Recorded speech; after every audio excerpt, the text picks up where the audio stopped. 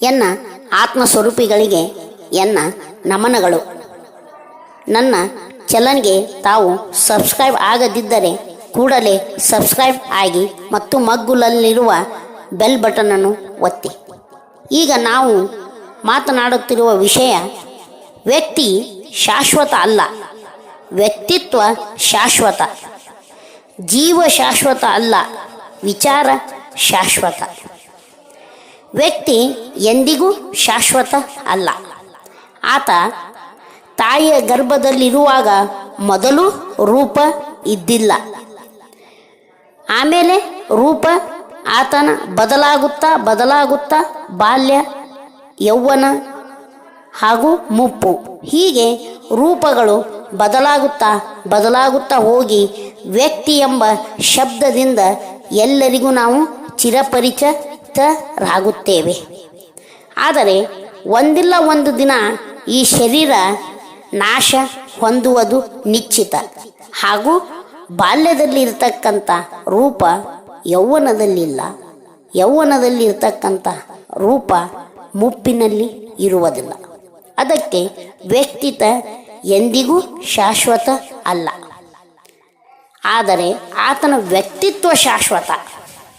ಅಂದರೆ ಆತ ಮಾಡುವ ಕೆಲಸ, ಆತನ ನಿರ್ಧಾರ, ಆತನ ಎಲ್ಲ ಪರಿಣತೆಯ ಕೌಶಲ್ಯಗಳು, ಆತನ ಮಾತು, ಆತನ ಗುಣ, ಆತನ ಔದಾರ್ಯತೆ, ಸಹಾಯ, ವಿನಯ ಆತನನ್ನು ಅವಲಂಬಿಸಿ ಒಂದು ವ್ಯಕ್ತಿತ್ವವನ್ನು ಮಾಡಿಕೊಡುತ್ತವೆ.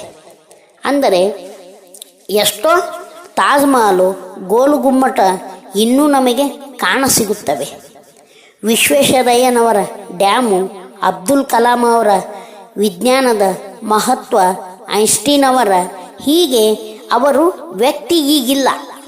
ಆದರೆ ಅವರ ವ್ಯಕ್ತಿತ್ವದ ಮಹತ್ವ ಇನ್ನೂ ಗೋಚರಿಸುತ್ತಾ ಇವೆ. ಆದ್ದರಿಂದ ವ್ಯಕ್ತಿ ಶಾಶ್ವತ ಅಲ್ಲ.